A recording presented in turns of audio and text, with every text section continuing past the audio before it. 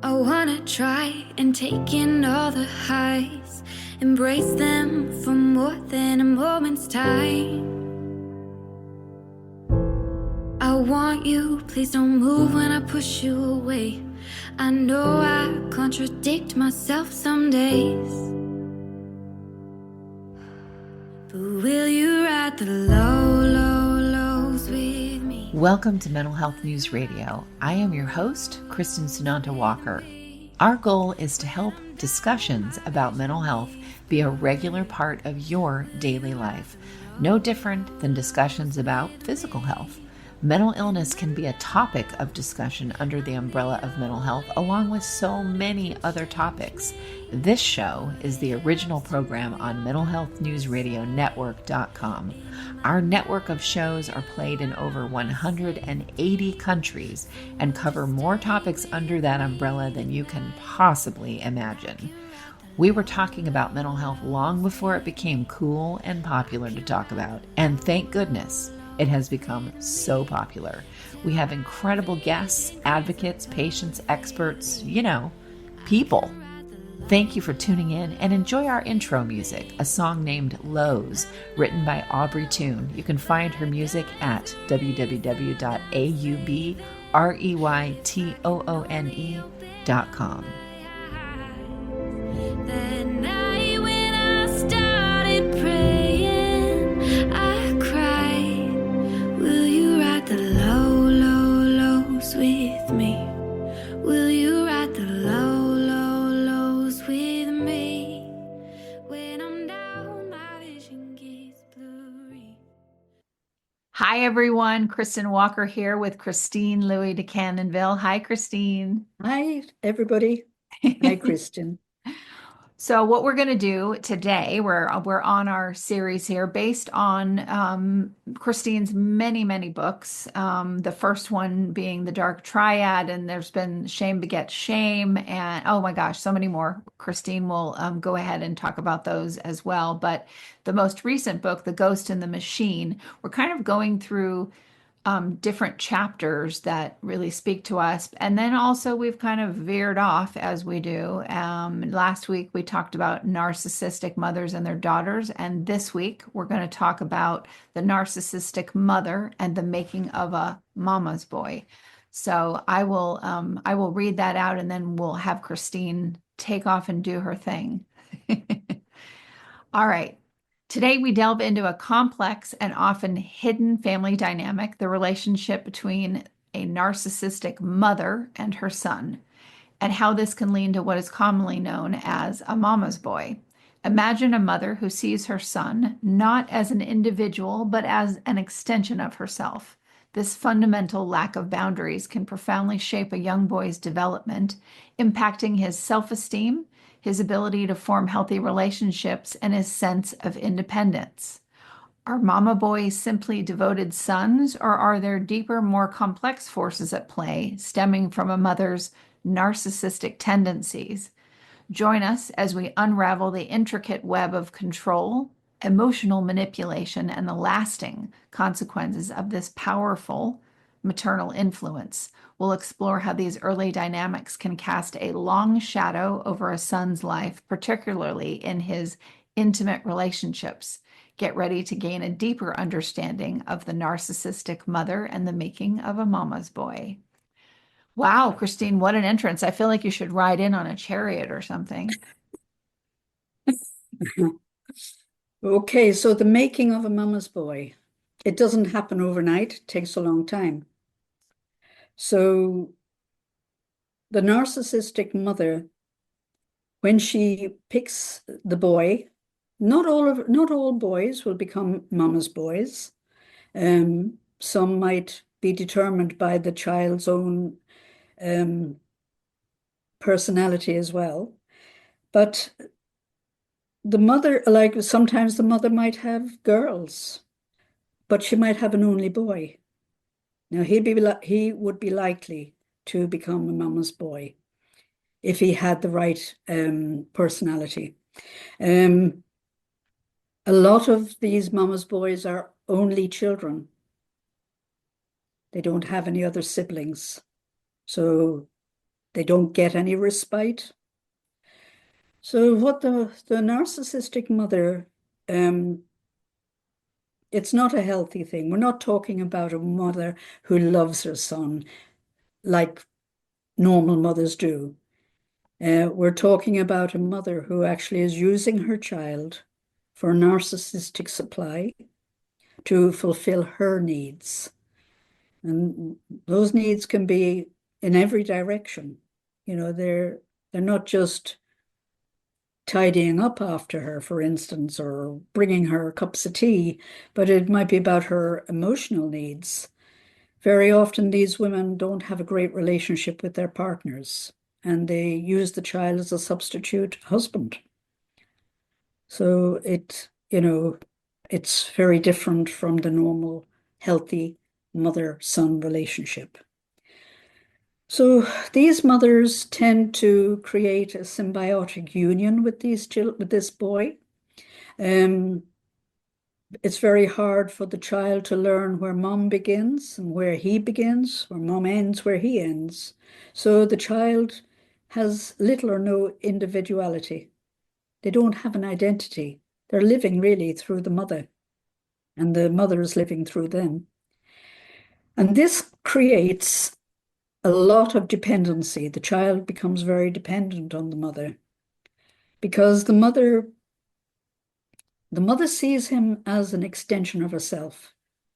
So she's not going to make room for him to develop his own identity because it might clash with hers and what she wants.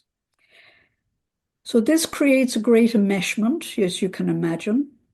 You know, the child will do very little without mom. He won't make a decision for himself without consulting with her first. He learns along the way that there's punishment if he tries to assert himself.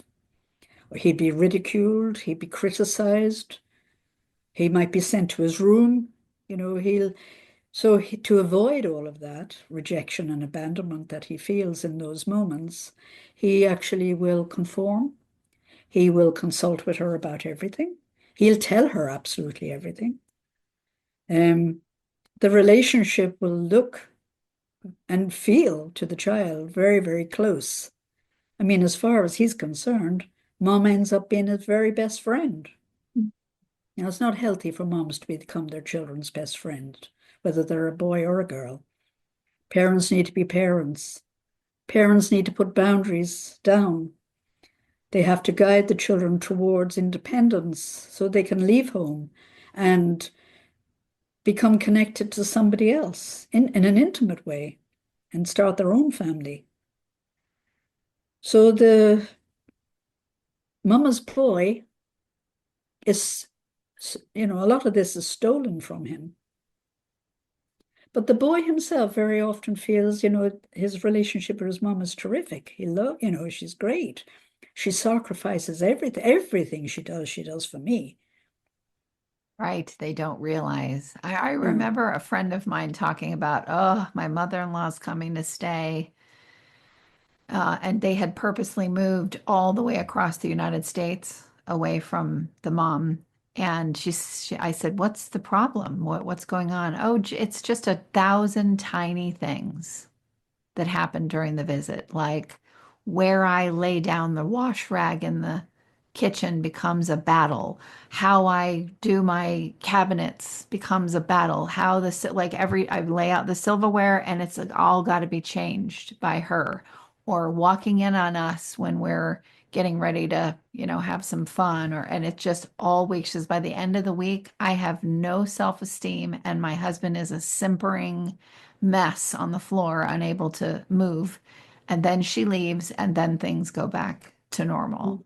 Yes. And these mothers will actually say to their sons, funnily enough, sometimes they don't mind, when they're a bit older and they get a girlfriend, sometimes they don't mind the girlfriend coming and staying, because they feel, well, their son is a man, he needs sex. But as long as he does not try to put that girl before her in any way, any shape, and she will say it to him, I'm number one, remember, I'm number one. Wow. I was here before her. And they will say that. I had one client I worked with who had this syndrome. He was the only boy, but he had two sisters. But the sisters did not get on with the mother at all. Now, as far as everybody was concerned, he was lucky because he was mom's favorite. He wasn't lucky at all, really. So anyway, he gets married, and the daughter-in-law is quite a good daughter-in-law. She puts up with a lot. But at some point, anyway, the daughter-in-law decides she can't handle this mother. And they moved to the suburbs, quite a way away. And everything was fine for years. You know, the dutiful son would come and visit mom, and yeah, they'd come as a family and spend time with her and things like that. But suddenly the father died, and the mother announced, well, I'm not living on my own. I'm going to live with one of you. Oh boy. So the two girls were adamant they weren't going to have her. And the boy was wrapped up and very enmeshed in her, very, very enmeshed in her still. So the mom announces, but I'm not moving to the country. I've got to live in this area because my friends are here, my golf club is here, my social life is here. So anyway, the son can't really afford to buy a house in Dublin because they're much more expensive. If he sells his house, he's not going to have enough to buy one in Dublin. So the mother says, well, I'll sell my house and I will make up the difference. And when I die, the house will be yours. So anyway, that's what they did. He moves in, they buy the house in the local area for the mom. And it doesn't take very, very long to find out that actually it's not really working. And it took his effect on him. It always had done from young on him physically. He'd have physical ailments. And he ended up being hospitalized. And that's how he came to me to see could he get his physical body sorted. And anyway, it was very clear from the story that he was dealing with a narcissistic mother, but he'd never heard that term. So we started that journey, which is very, very important. You know, the psychoeducation is really important, that you're able to explain it. And of course, you're not out to harm. I wasn't out to harm the mother. I'm only out to explain what's going on and how he might deal with that. So that's what we did. So it turned out that when the way it worked was when he arrived home at night arrived in from work, the very first thing he had to do was to go down to the basement. She had the basement area of the house. He'd have to go in there first before he'd say hello to his son or his wife. He had to go into her, and he'd spend an hour or so with her, and she would pull the child and the wife apart, what they had or hadn't done right that day. So he'd end up going into his own family in a bad humor. And he was trying not to do that. And of course, it was going onto his physical body. And the anger, the frustration, the fear, all of that landed him in hospital anyway. So we looked at, okay, we're going to have to set some boundaries. Boundaries, he hadn't a clue what a boundary was. Right. You mean the word no, and no in relation to my mom? Yeah. That does not what? No. And when I said, what would you like to do? I mean, he was never asked what he would like to do. He was always told what he had to do. And even that, he didn't know. He wanted me to tell him. But of course, I wouldn't. I made him work for it. So he came up with something that he'd like to do. And then I sort of said, so how would you expect your mom to respond to that? Oh my God, he went into a panic attack in front of me. The thought of that. So I said, well, how are you going to speak to her? Because, basically what we're talking about is you have to learn how to say no to her. So we decided to do, we were working on this over a little while, and tried to do some role play in the therapy room. I'd play her part and he'd play his part. He couldn't do it. He just could not do it. So all of a sudden I said, today we're talking about spirituality as well in this particular session, and how I work spiritually at times with people, if it's appropriate. And I decided, okay, I had to stop this now. He was starting to shake. He was stammering. He was stuttering. He was getting himself in a heap. And I said, do you fancy going for a walk? Now, even I got a bit of a shock because I wasn't expecting that to come out of my mouth. And sometimes it's the way spiritual work happens. So he said, I live 5 minutes literally from the beach. So I said, I'm very near the beach. Do you want to go down the beach? Let's get out of here. He was delighted because he wanted to escape anyway. So we went down to the beach. And then I was very aware, we were chatting and things like that. And I was very aware that his whole throat was blocked. He was stammering, he was stuttering, he was spluttering. And of course, this is the chakra, this is the center of speech. So we went down to the beach, and the beach was empty. It's very quiet, my beach. And the tide was coming in, which was important, because when the tide is coming in, it's quite noisy, the roars of the waves. So I decided we'll do a little bit of shamanic work, a little bit of spiritual work. So I said to him, okay. So I explained to him, it seems to me like you never really got to express yourself, your voice. I reflected to him how he was with me in the therapy room, how I experienced it, his coughing, his stuttering, everything blocked. And he said, yeah, that often happens to me. It happens to me in work. If I have to say something to the boss, it happens to me everywhere when I have to speak out. I said, oh, that's okay. I said, your throat is blocked. Would you like to unblock it?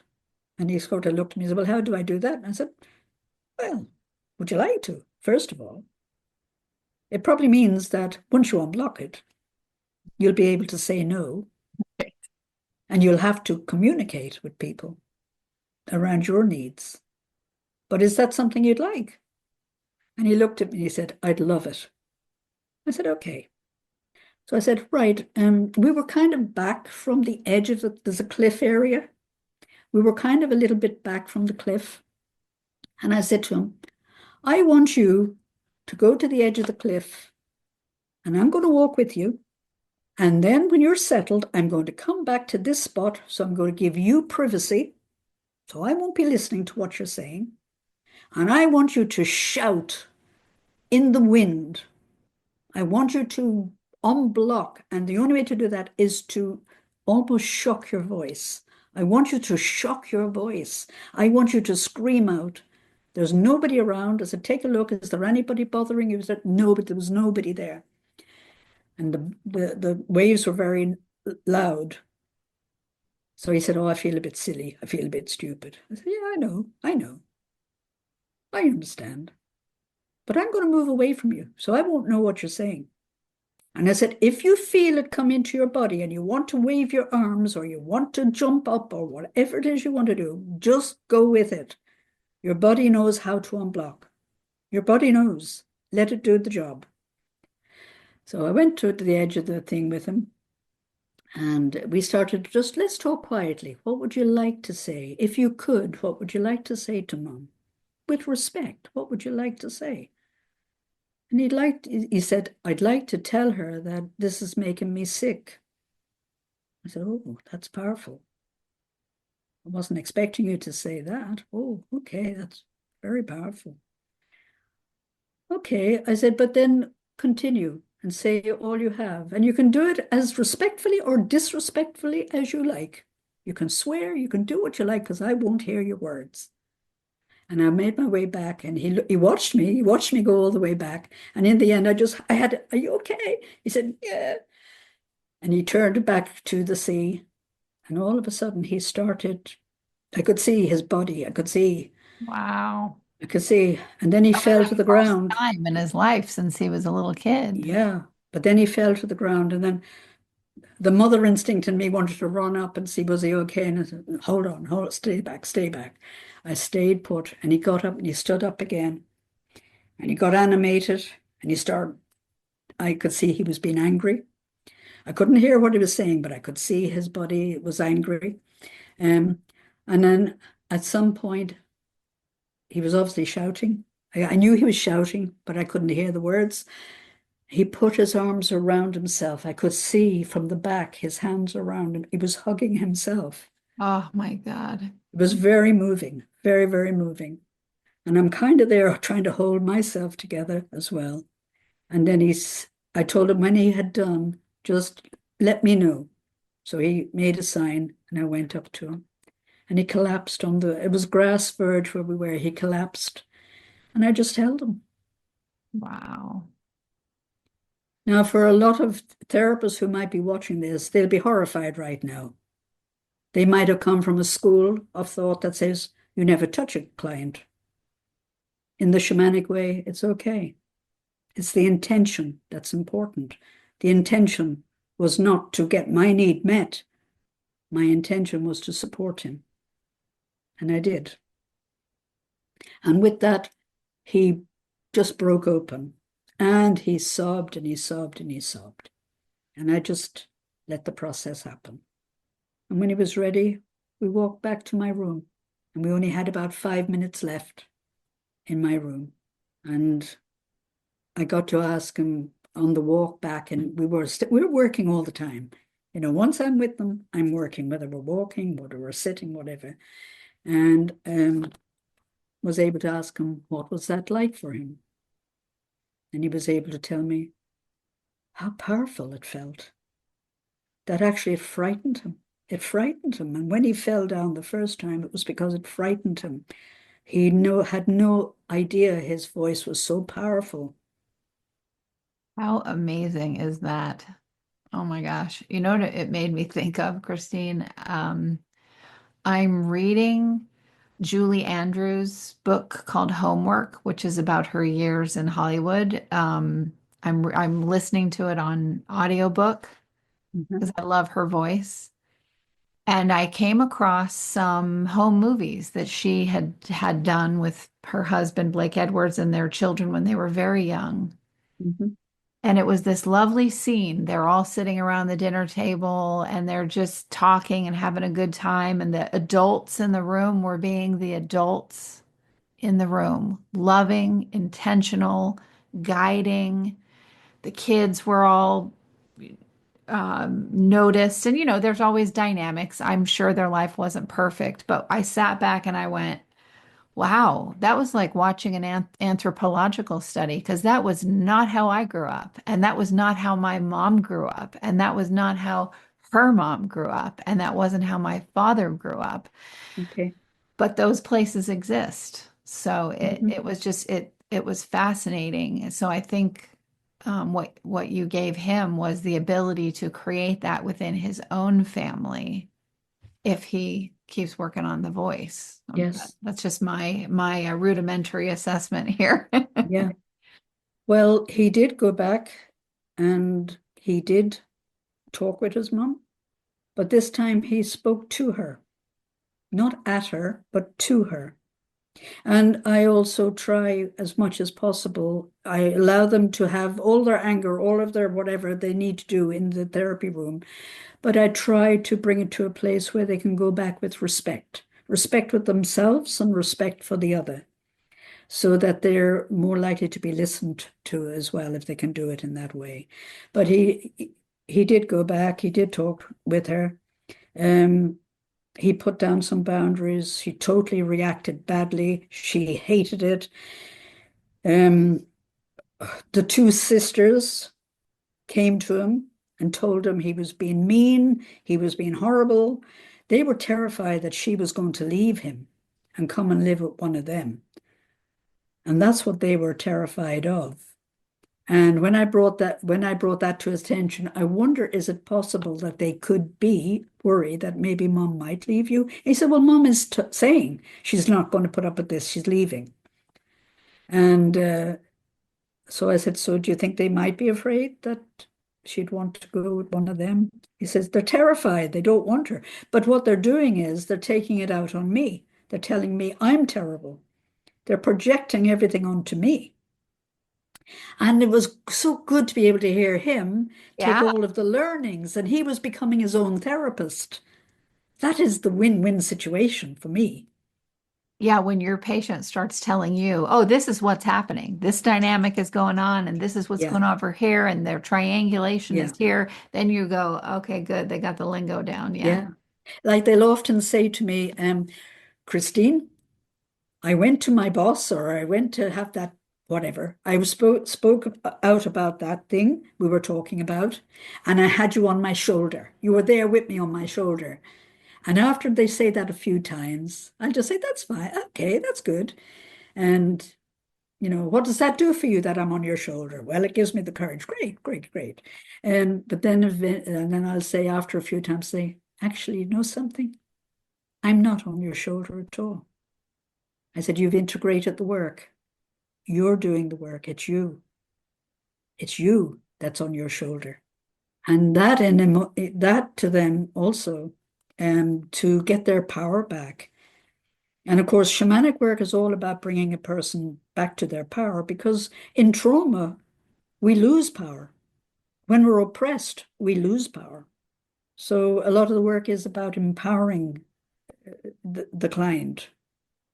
I remember a therapist that did a lot of work with patients and regarding narcissistic abuse would always say things like, why are you afraid of this person? There's a billion people in the world and you care more about what your mother thinks of you.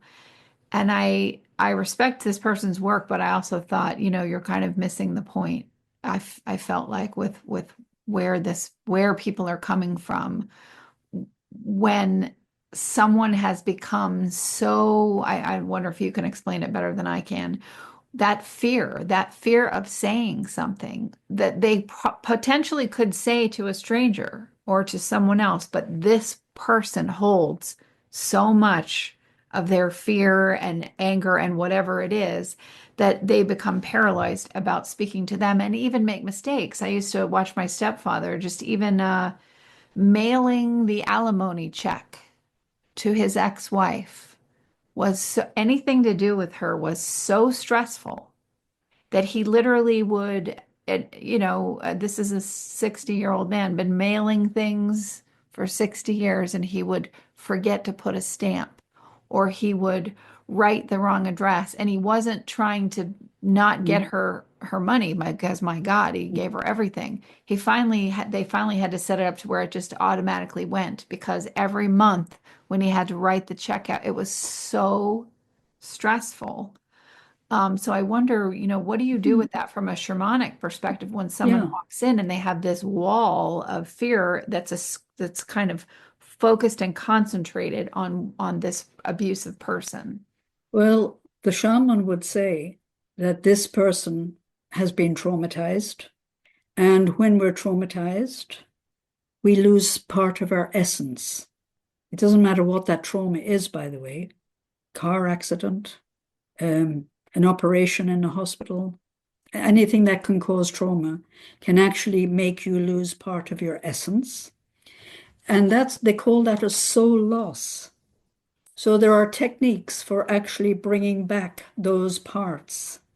And that doesn't, it, in Western therapies, the therapist is doing that kind of work too, but they're doing it in a very different way. They're not usually mindful that that's what they're doing. Like in psychology, we're very aware that a person will dissociate when they are traumatized. They will, distance themselves, they'll disassociate. Where the shaman would say, no, yes, they are disassociating, but they're actually jumping out of their body. They're actually out of their body. This is an out-of-body experience. And each time that happens, they lose a bit of their essence. It doesn't all come back. Mm, okay. So you have to find a way to bring that back. And there are ways of working, beautiful, beautiful ways of working. They're very, very beautiful, very soft in cases as well. And you are specifically, so for instance, in shamanic work, you bring a lot of the time the shamanic practitioner will do the work themselves. I don't work that way. What I do is I teach the person how to do the healing themselves, because then they have it for all time. When they're finished with me, they may well have another trauma, but they'll be able to bring that soul part back themselves, because I'll teach them how to do that. And so I take them on a journey, what's called a shamanic journey.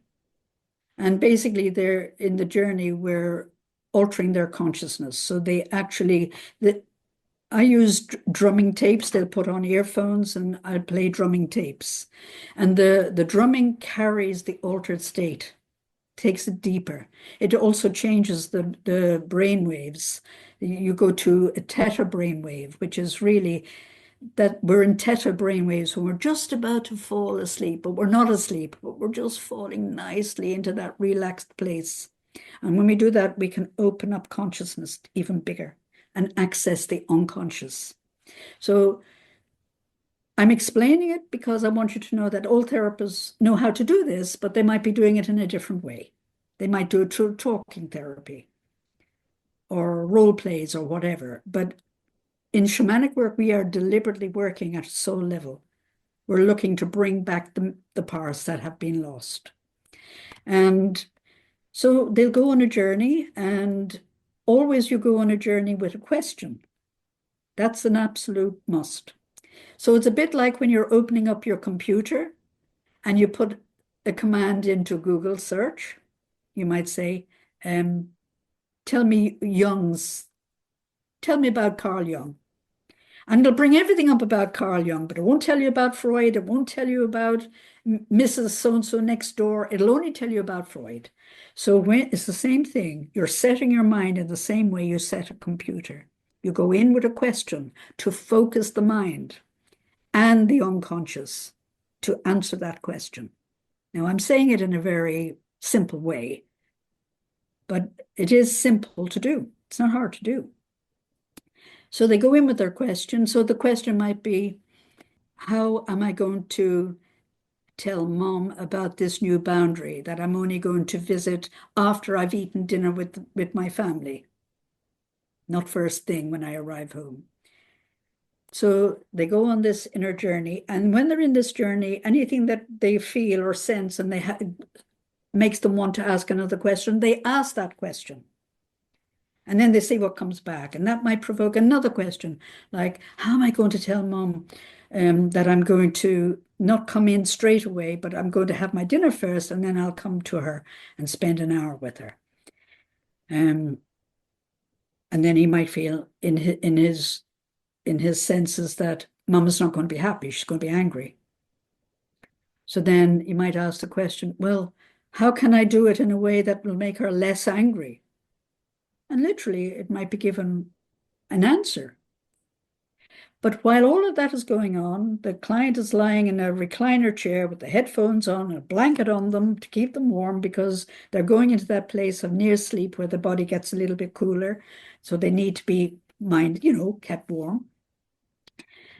I'm on the other side of the room writing every word they speak. I get them to speak it. They speak it, and they have the earphones on. They forget I'm there. Yeah. I'm writing every single word, everything. And then there's a call back after they might come out in 10 minutes, but generally they don't. They lose all sense of time. And so the tape goes on for 30 minutes, and then there's a call back. They're brought to the end. They're returned back to the room. And then I'll sort of ask them, well, what was it like? What happened? And tell me about it. So they're telling me. And then say, oh, and you got that feeling from sometimes they feel it's a higher power. Sometimes they feel it's a guardian angel. Sometimes they think it's God. Sometimes they think it's just their inner way of knowing. It doesn't matter. I don't care what they call it. And then they will say, oh, I was told to do something, but I don't remember actually what I was told. And I said, that's okay. Would you like me to read back what you told me? Yeah. So I start to read it back. It doesn't take very long to read it back. really. So I read it back and they say, oh my God, I forgot that. Oh my God. And so everything is coming from them. I'm not telling them what to do. It's coming through them and from them. They know their mother much better than I know their mother. It's an incredible way of working. And then we look then at saying, okay, so how do you feel about, do you feel that you're going to be able to have that talk? Or would you like to role play with me a few times first? So we'll search a way through whatever will work. But then there's also then we can go on a journey and we can find out if they've had setting the question, show me, literally show me where I've had a soul loss. And they might be brought back to something that they might have happened in school, might have happened with mom, they'd be brought back to things, some things that they've forgotten completely forgotten about. And it might have been the day the teacher threw the chalk at them because they were getting on the teacher's nerves. And it gave them such a shock and frightened the life out of them. They were always terrified of that teacher after that. It could be anything, could be anything. So then we go through that trauma. We go through what was it like for the child. We also go through what might have been going on for the teacher. If they can put themselves in the teacher's place, it makes it easier for them to actually understand that horrible behavior and maybe put the responsibility back on that teacher. Actually, it wasn't me. It actually wasn't me. I wasn't being bad. They were in a bad humor and they took it out on me. So again, this is bringing them into their power, their place of power again. And then there are ways to bring back the soul part. And when the soul part comes back, and they're not always ready there and then, because the soul part might require something from them before it will return. I mean, I've had people who've turned to drink or drugs to cope. And the soul part might actually in their journey say, well, I'm not coming back until you moderate your drinking. Mm. So then we have to work on moderating the drinking. They're not that their Christian has told them, their own inner knowledge has told them. And are they willing to do that? And sometimes, yes, sometimes they are. Sometimes they're not. So we have to find other ways of working. But when that part comes back, and there might be 3 or 4 soul retrievals, it's called soul retrieval when you're doing that work. There might be 2 or 3 soul retrievals that need to be done. And before the person starts to come into their strength. And you'll see their whole body will change, the way they walk. Their shoulders are up, where maybe before they were forward. You'll never see a person who is depressed up straight. They're always round shoulder. Their physiology is going with their thinking. Their thinking is going with their physiology. We're not separate parts. We're whole. And it all works together.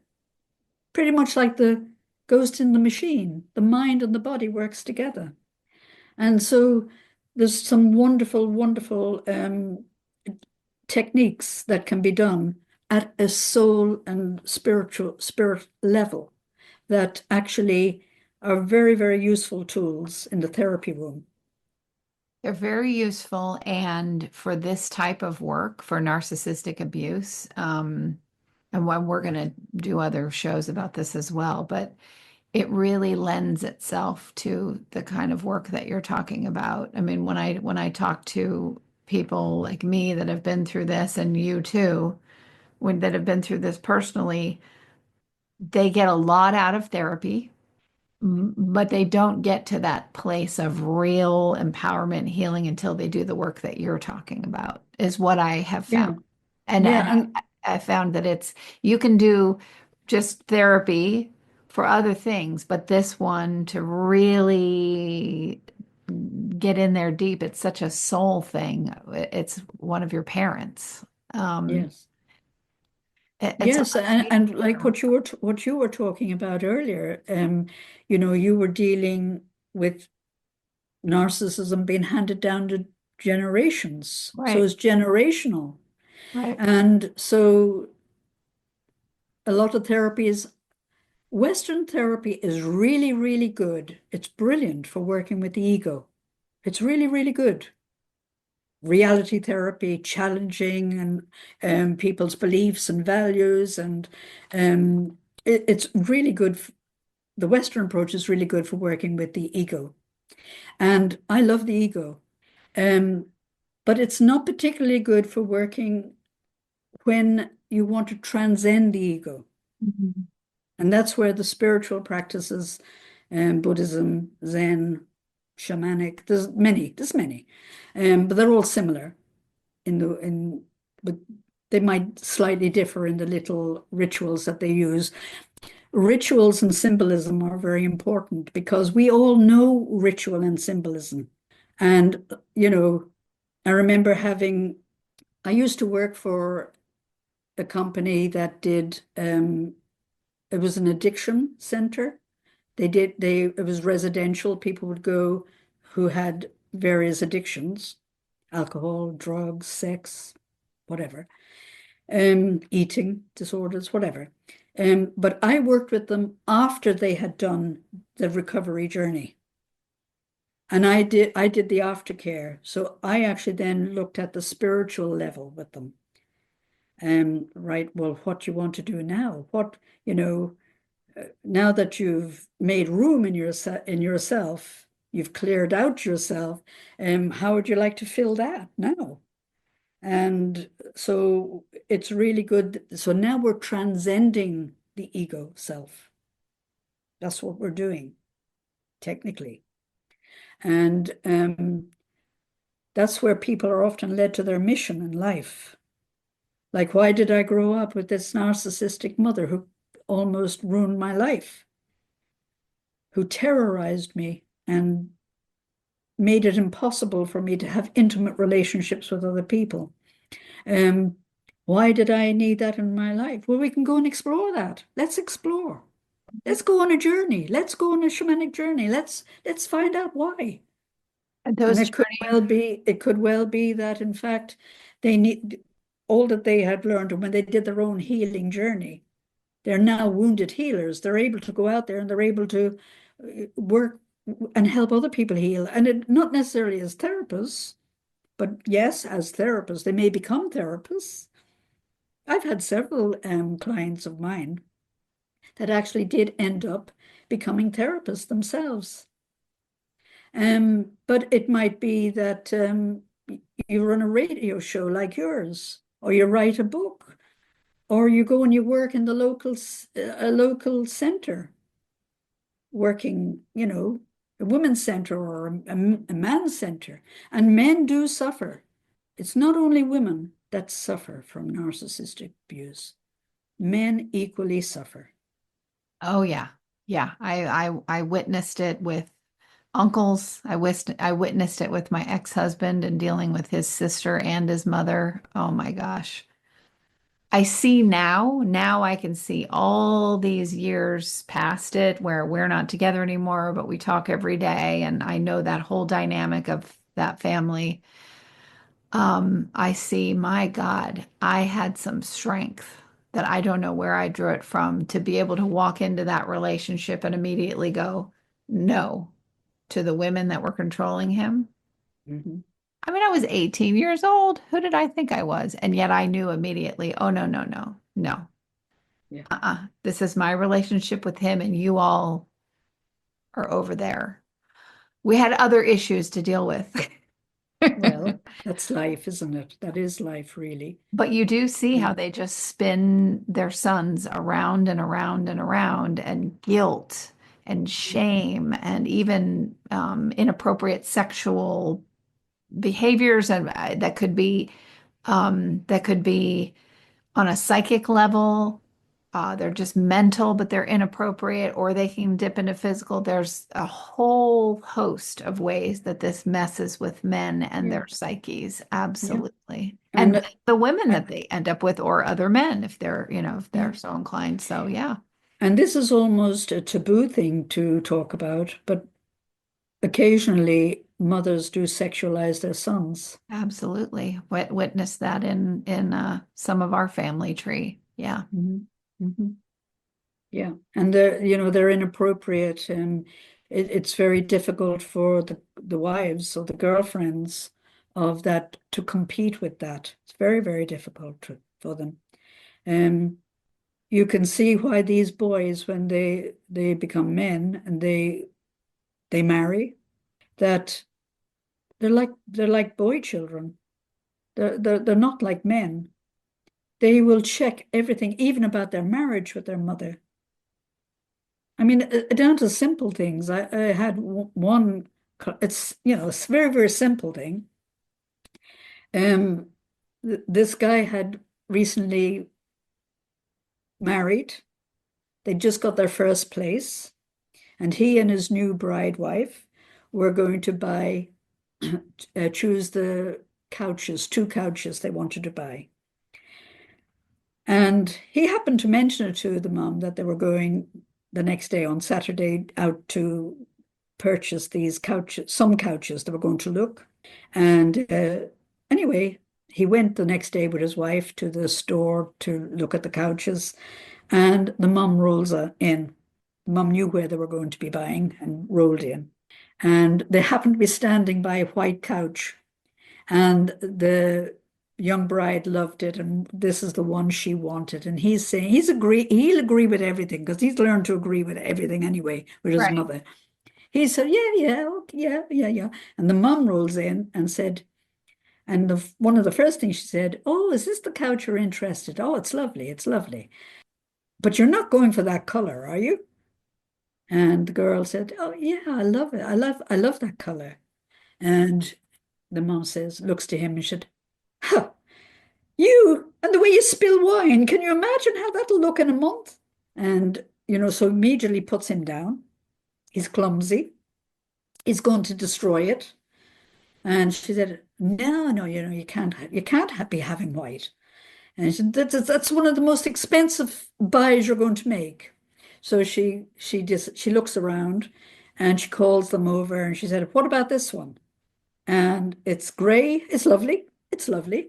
And the girl said, I like it, but I like the other one better. And he says, Mom is always right. Uh, And she gives in. She didn't want it, but she couldn't. She was too young. She couldn't fight the strength of the mother. And I mean, that's how enmeshed he is. And of course, in the therapy room, you have to do work around, separating them out, helping him find he's going to be, of course, he's well able to do that, but he's behind. His development is behind. It's arrested. He's still a teenager, although he might be in his 30s. So you have to unmesh him. You have to cut the cords, and you might hear cutting the cords, and you do that for ancestral work as well. You cut the cords. But again, it's a beautiful, beautiful, gentle way of working. It's not horrible. You're not pulling the roots up. You're bringing him or her into a journey where they go and they connect with that person they're meshed with. They talk to them, they negotiate together that they'll still love each other, but they can be separate and have their own identities and be healthier. And so it takes, it takes respect and time. And then, of course, if it's back to grandmother, great grandmother, we'll do the generational stuff. And that everybody is at this stage feeling okay. yeah, that is when there's real healing. When you do like what I did, where my ex was looking for a strong female to come in and save him and do Mhm. the work for him, which isn't really doing the work for that person, but just so that I would take on the mom and the sister and say no, which I did. Well, I kneecapped him from doing his own work, and he kneecapped himself, and he still Yeah. has never confronted them about anything. So there's what I bring that up is there's so many layers to this, and why Yeah. what you're talking about is so important, because then you're actually, that person is doing the work, Mm. their work. Yeah. They're not outsourcing it to Yeah. other And people. and with respect, I would say to about your ex, You're absolutely right. And a lot of that would be unconscious. Yep. He wanted you to stand up to the women because he couldn't. But also there was another level. The other level was he wanted you to be that strong woman, that you would do that same caring, that you would, that he, that you would tell him what to do and he'd only have to do it. He wouldn't have to think about Exactly. how do I do it. Now I'm not asking you if it was like that, but very often that it is. That they'll and then that sets up a whole new dynamic again in shamanic work as well, where in fact the relationship now is not like husband and wife, but it's like mother and son. Absolutely. And that's not healthy. That's not good enough for either of them. I know, and think about what you're dealing with your own issues, and you Yeah. bring that, and you've got so much in your unconscious, and then you have this person with their unconscious issues, and now you're swimming in an ocean where you don't even know, it's okay to go jump in the ocean doing shamanic work because you have someone there, your person like you, and then eventually you that's keeping an anchor or something to the Yeah. shore so that you don't just go off in the ocean and you're gone forever. But in these dynamics, when you don't have that anchor, Yeah. you can spend And decades. the Yeah, majority of people don't know. exactly. And then they wonder why they're having sexual problems. Right. They're having sexual problems because it's not natural for the mother to be making love with her son. And that's what their marriage has become. Exactly. She's the mother who does who decides how the money is spent, probably. She probably decides when we need something new. She probably decides how are we going to get that money together? Do we take a loan? Do we save up for it over the next few months? We're going to need a new cooker. So he's happy to leave all of that decision making because that's what he grew up with. He Right. was never encouraged to make a decision. And on the odd occasions, if he did happen to make a decision, he probably got humiliated because it wasn't the right decision or it wasn't good enough. Um, and so he didn't want to make decisions because they meant pain for him and humiliation when he did. So, there's so many layers to the work, really. So many layers. Importance is just doing the work. I think we should kind of close on that.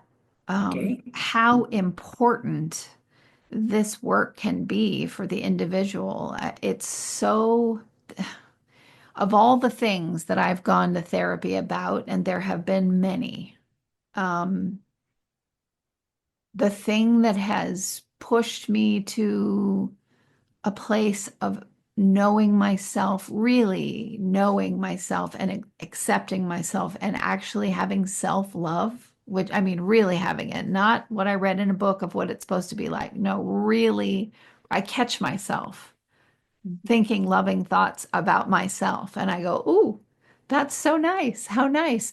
Yeah. The work that has helped me get to this place, the most, or the route to get there was so much resonance to it, was doing this kind of work that you're talking about, that a work on narcissistic abuse and healing that within me. And so I always think, oh, if people would just stay in it and do this work that you're talking about, go into the shamanic work around it, you can have the most incredible life experience with yourself and none of that noise that goes on with that person in your Yeah. head, your mom, your spouse, your whoever it is, and it could be multiple people. They're telling you who you are, how you should be, everything you do is wrong, and it's all manipulation around what their needs and wants are. The thing that breaks you free from that is the kind of work that you're talking about. Mm. And I would say to anybody who is on their therapy journey, um, if you can find a therapist, if you can, who knows trauma work before you begin, because trauma is going to be part of your work. Yeah.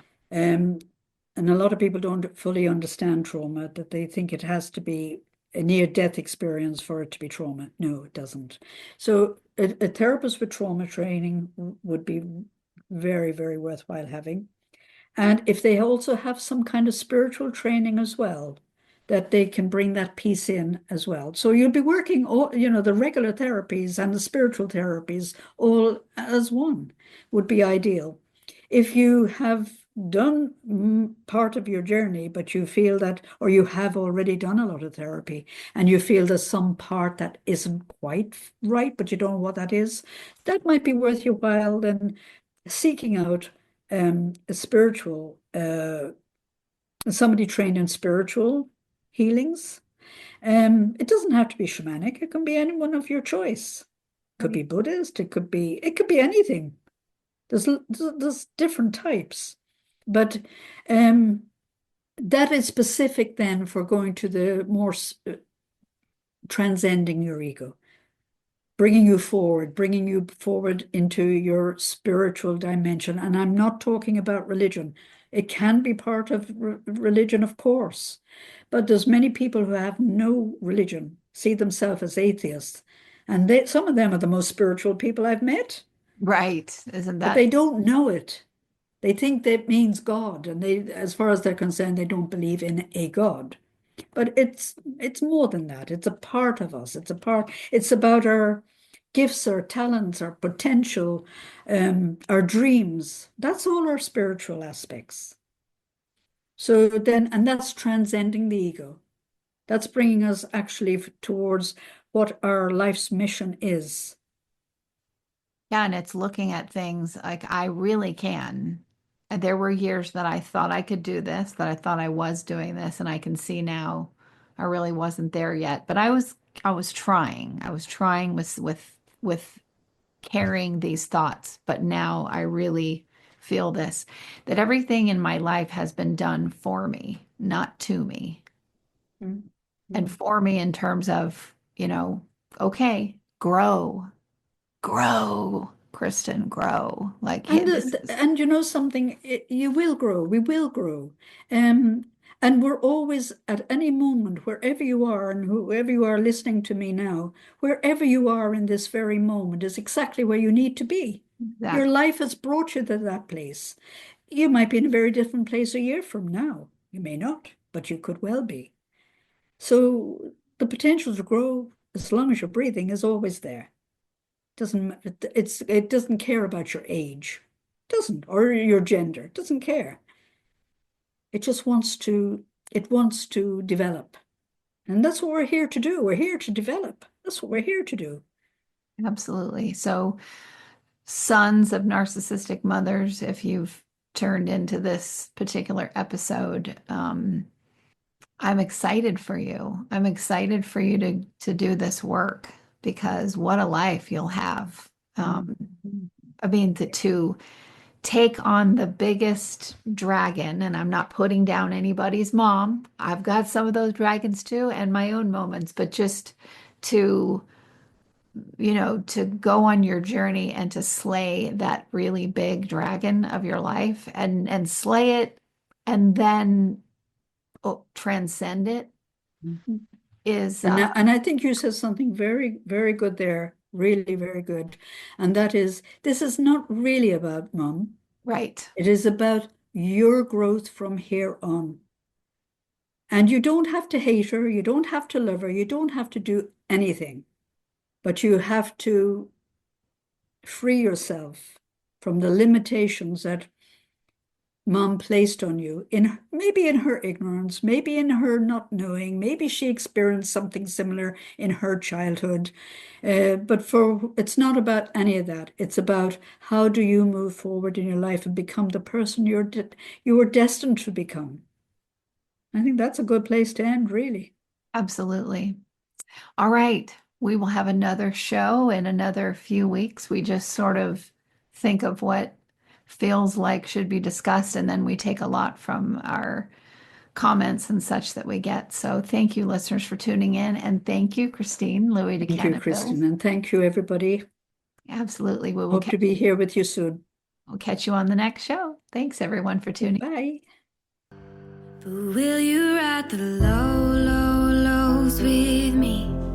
Will you ride the low, low, lows with me? One thing you can always count on at Mental Health News Radio Network and my show is that there will always be dogs around. Why? They are natural healers, excellent for your mental health. The original therapy dog Miles has something to say in just a moment. For now, please check out all of our amazing shows at mentalhealthnewsradionetwork.com and all your favorite podcast apps. Until next time, I'm Kristen Sonanta Walker, and thank you for listening. And I can write the low, low, lows with me. I can write the low, low, lows with me. Till my vision clears up perfectly. I can write the low, low, lows with me. Good boy.